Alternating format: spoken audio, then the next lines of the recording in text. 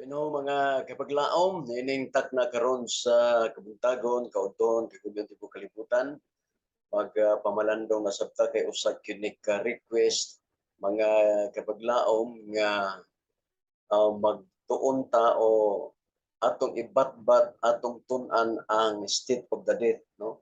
Kining kahimtang sa mga minatay nga unsa nagkatinuod mga kapaglaom nga ang ubang nangamatay tuwa na sa langit, ang ubang nangamatay tuwa sa purgatorio. Unsa may pahayag sa Biblia, no? Unsa may pahayag higala diha sa Biblia. O, ang tao mamatay man gyud, di ba? Ato nang tun-an karon og nganong nga mamatay gayud ang tao og unsay hinungdan. Atong susiyon higala, no? Atong susihon mga kaigsunan ang balaang kasulatan, no? Atong unahon og basa ang Juan 14:10 sa may giingon higala, but man dies and his lead low. Yes, man gives up the spirit, and where is he? Ato pa ang tao mamatay ug asa naman siya, no? Tinuod ug ang tao ug yang espiritu, ang espiritu sa tao ug asa naman siya. Asa naman mga kapaglaom, no? Asa naman ang iyang espiritu, iyang lawas. Unsa mo sinugdanan mga kapaglaom niining kinabuhi sa tao ug unsa may kasaysayan nini. Atong makita diri higala nga ang tao day mga kaigsunan gikan sa abog sa yuta. Gipurma niya, di ba? Gipurma niya higala ang tao o gikan sa abog. Matud pa sa Biblia, the Lord God formed man of dust of the ground and breathed into his nostrils the breath of life, and man become a living soul. Living soul. Ang tao dahil higala, sa diyang giumol mga kaigsuunan, diha giumol, diha sa dust, abog sa yuta. Unya sa diha nga giumol, gihuipan sa gininhawa, diha sa ilong. O unsa na nahimong kalag nga may kinabuhi, the living soul. Breath, dust plus breath equals the living soul. Ang tinuod nga kalag mga kaigsunan kitang mga buhi. Angay ba kadlukan ang kalag? Yes, kung magdalag sundan. Angay ba ang kadlukan ang kalag kung buutan? Dili. Una, ang uban nila, ang kalag nila higala, mura pong espiritu. Pero lahi ka na mga kaigsunan, kay ang kalag sumas Biblia, mao gayon ang atong buhi nga lawas higala. Karon mga kaigsunan, atong subayon ang uban nga mga bersikulo. Nagingon sa Ecclesiastes 12:7, unsa gingon? Then shall the dust return to the earth. Kung sa kuno ang abog, kay gikan man tas abog, himos Ginoo. Mubalik sa yuta. Kung ang tao mamatay, ang iyang lawas mahimong abog ug mubalik sa yuta. Ha? The spirit katong ginhawa shall return to God who gave it. Asa kinsay gahatag didto pud mauli mga igsoon ng espiritu. Kay gininhawa man to hangin sa kinabuhi. Wala to'y buot mga kaigsunan, no? Wala kay ngano man gininhawa to nga gihatag sa Ginoo. Kay ang uban gud nga mga unahuna nila nga kung mamatay ang espiritu daw magsuroy-suroy bisan asa. Dili na biblikal mga kaigsunan, no? Mga pinangga, dili na siya biblikal. Ato pa nang matun-an karon mga kaigsunan. Unsa pa ang giingon higala? Sumala sa Ecclesiastes 9:5, for the living know that they shall die. Ang mga buhi mahibalo sila nga kita nga buhi mamatay. Sa pa, but the dead know not anything. Apan ang mga patay wala nagyoy mahibalan pa. Neither have they any more a reward. Bisan pa sa ilang mga gasa, wala na, di na mahibalaan nila. For the memory of them is forgotten. Sa to pa ang ilang unahuna, mawala mga kaigsuonan. Mangutana ko sa inyo, kung usa ka tawo mapakog, disgrasya, unya nawala ang ilang hunahuna. Wa na sila kaila, wa na sila kaila. Kinsa man ko, wa na sila kaila. Kung nalimot na sila, nawala na ang ilang hunahuna, saktong hunahuna, makatultol pa ba sa balay? Dili na. O, nga nga no, may nga nga mahadlok tagbalik nga nawala na mga iyang hunahuna. Kita nahibaluta mga higala kapag laom nga kita mamatay. Tinuod na, ang buhi may balo nga mamatay ta. Pero ang mga minatay, wala nagyoy hibawan. Kusay god mga igsoon, ang uban ang unahon ang mamatay. Sa Biblia god, kung dili gyud nimo matun-an sa pag-ayo, doon naman goy mga spiritual spiritual death, di ba? Namatay sila pero buhi sila pero namatay sila di sa sala. Patay sila tubangan sa Ginoo, magsuroy-suroy na. O ang ilang na mo na ang kalag. Kinanglan yun mga higala ko igsuon niya. Lawman yun nato ang pagtuon ng tungod ini kamatayon mga kaigsunan, di ba? O kaya og miingon ka higala nga og miingon ka mga kapaglaom nga mubalik yun. Ay hayan nagipamatay na ng mga abusay uban pa diya, di ba? O sa pa, Ecclesiastes 9:6, also their love, mawala usab ang iyang gugma. Man nga, pangguno mo, transfer to speakas lawas kay wa palagi mahuman ang forever. Wa pa mo ng forever. Nade forever. Wa pa ko mahuman mo na nga mo transfer sa mga may kinabuhi para nga padayunon ang ilang gugma. Pero matod pas Biblia, wala na ang gugma, usa pa, wala na ang kasuko, wala na tanan. Bisan ng mga paghandom uban pa wala na, no? Ngano man kay ang tanan kanila nahanaw na ilalom sa adlaw. Wala na mga kaigsunan. Wala na tanan, no? Wala na. Dili na sila ingon nga magsuroy-suroy pa, dili kay magampo ta nga magpatabang ta. Wala na. Wala na nahibal-an higala ang mga namatay na tao. Usa pa, Ecclesiastes 9:10, whatsoever thy hand findeth to do. Kung unsay nasa imong kaplagan sa imong mga kamot, pangita, buhata.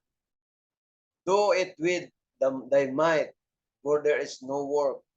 Eh, wala nay buhat didto, no? Wala nay kaalam didto, kahibalo didto sa lubnganan, whither thou goest.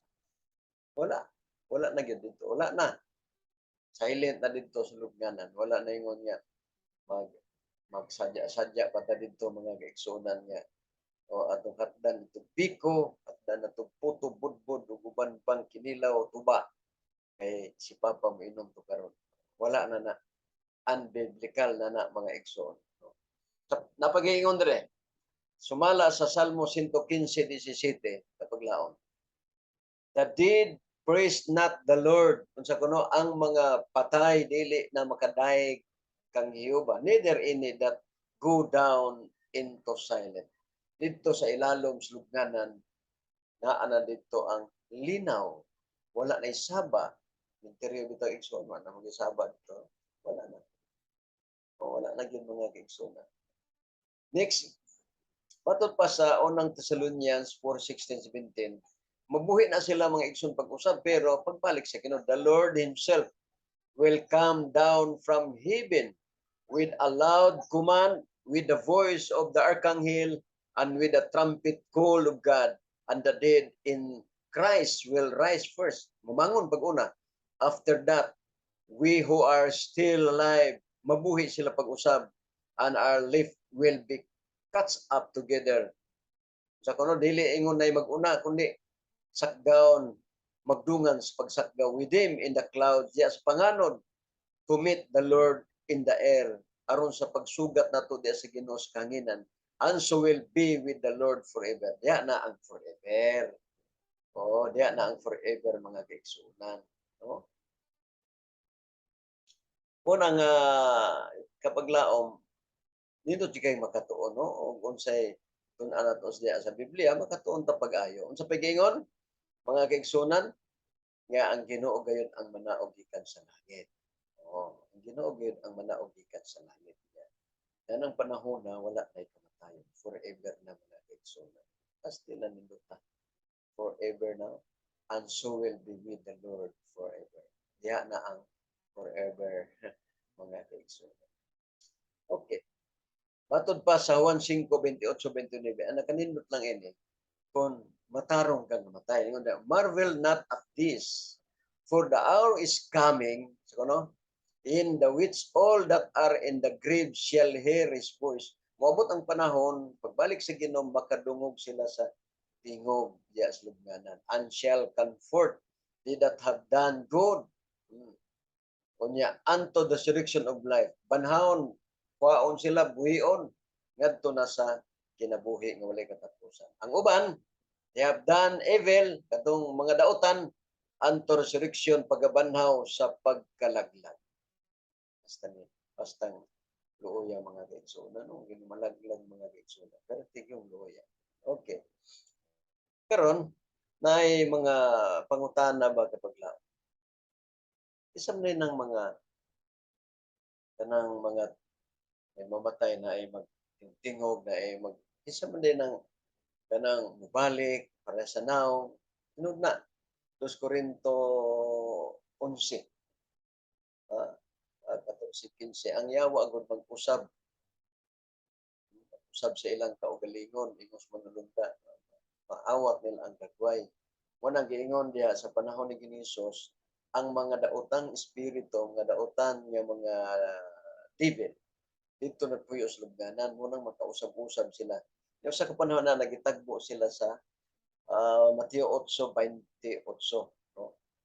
Nga ang daotang espiritu gikan sa lubnganan migula og nagpanghadlok.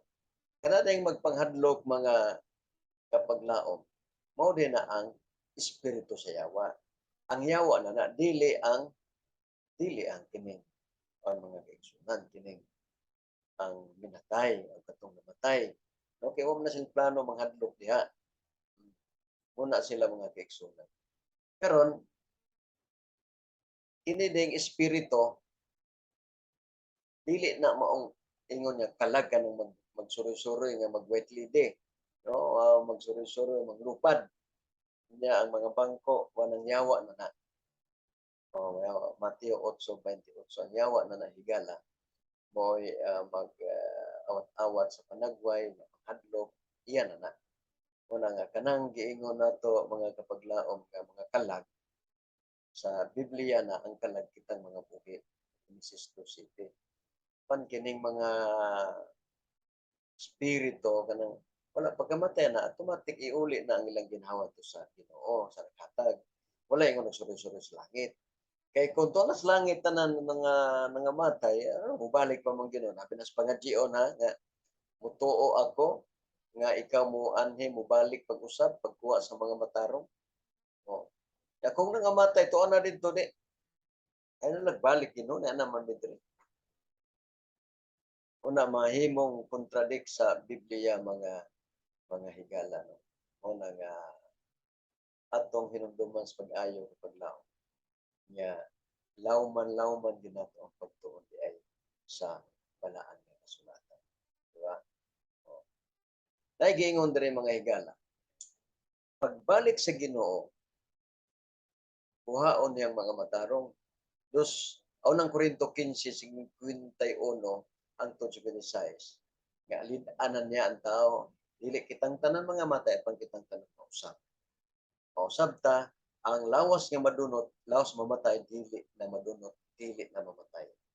Una kun imong basahon ang Isaiah sa 15, imo nang hutog basa higala, klaro gid kaayo nga sa 54:26 naninggit ang mga iyas Ginoo nga kamatayon hain kana. Wala na'y kamatayon. Unang pabuton tanis pagbalik sa Ginoo higala, sa bisan kinsa og unsang imong relihiyon, paningkamuti uban sa tabang sa Ginoo nga makapahimuot ka sa Ginoo. Lawman pa gyud ang pagtun kay ang nakataya ra ba ini mga higala? Ang nakataya nini ang atong lawas. ang atong kinabuhi. Mo na nga kung kumpiyansa ta mga kaigsunan, muna gingon niya ang pagbasol ulahina, pagmahay ulahina. Muna nga karon tuon man ta may tungod sa kamatayon, aw buhi pa may balo mo gyud nga kita mamatay labi na kita magamping kabuktas dalan karsada nga wiling-ilingi may posibilidad ba das pagkanta sa sakyanan magmamatay ta. Ay uban nga bisag nagagubat-gubat nagabuto-buto na di madlok kay tan-aw gid dito naigo mapatay siya. Apan nagingon si Ginoong Hesus, ang Biblia, for to me to live is Christ, and to die is gain. Ang kamatayon di ay higala sa matarong, usa ka daugan. Usa ka kadaugan. Mo nang ang yawa, mahadlok siya mamatay ang matarong. Manalipod ko sa Isaac Patya kay ato pa ng pintalon. Pero kini mga taong dautan, magbikil gamay, mapatay gid siya kay ang yawa, paningkamot nga mamatay ang mga dautan para nga daghan madahig malaglag niya. Malaglag sa Ginoo sa panahon sa paghukom. Mga kapaglaom, mag-ampo ta higala. Aron balik sa Ginoo, masiguro ang atong kaligtasan. Dalaygon og may miaon na mga Dios. Pasalamat kami amahan. Bisan sa mubo nga amo nga pagpamalandong nga ang tao di ay adunay kamatayon. Adunay daghang disgrasya karon bisan diin, bisan asa. Adunay daghan nga nangahitabo nga adunay kamatay. Apan for to me to live is Christ and to die is gain. Aside kami Ginoo nga ang among pag-alagad usa kini kadako nga kadaugan nga kun kami mamatay, mabuhig mamatay, kami anadya kanimo ug ang kamatayon sa usa ka taong matarong mahimo kini usa ka kadaugan. O Dios aduna kami kapakyasan, aduna kami mga suliran o mga problema sa panimalay. Apan aside kanilang tanan. Anana mo nga mga kaigsuonan, mga higala nga nagtanaw, panalangin ni sila. Ang uban wala sa financial, panalangin ni sila Ginoo uban na tunay. Salamat Ginoo sa imong pagbalik kaning tanan makasugat ug makaangkon sa bisan kinabuhi nga walay katapusan. Salamat o Dios pagtubag sa ngalan ni Jesus. Amen. Mga kapaglaom wala na gyud tay panahon. Salamat kayo sa inyong pagpakiguban. Kini si kapaglaom Jerry Laig moingon nga. Salamat jud kaayo sa tanan na mga sponsor. Mga sponsor regala, Robert Maluya, willing gid siya sponsor mga kaigsunan. San dili kaayo ingon dako gid kay tanan, pero halos buwan-buwan siya nga mag-sponsor. Salamat ta sa tanan nato mga sponsor. Ang mga sponsor regala, ang uban wala pa maka-sponsor tungod siguro kay wala pa mga personal na mga diba? Mo nga sa tanan nga nag-comment, sa tanan sab nga nag message, shout out kamong tanan, shout out na ko tanan kay nakabasa ko sa inyo nga mga comments. Indot kayo ang inyong pag-comments. Uban pod sa mga tao nga wa mo ganahi, maayo di na lang yan sa wa ganahi. Thank you very much. Ako magingon wala kita himo sa pagpakipatok sa kamatuoran dili pagdapig sa kamatuoran. Salamat ang Dios magapanalangin kanato. Thank you mga kapatid.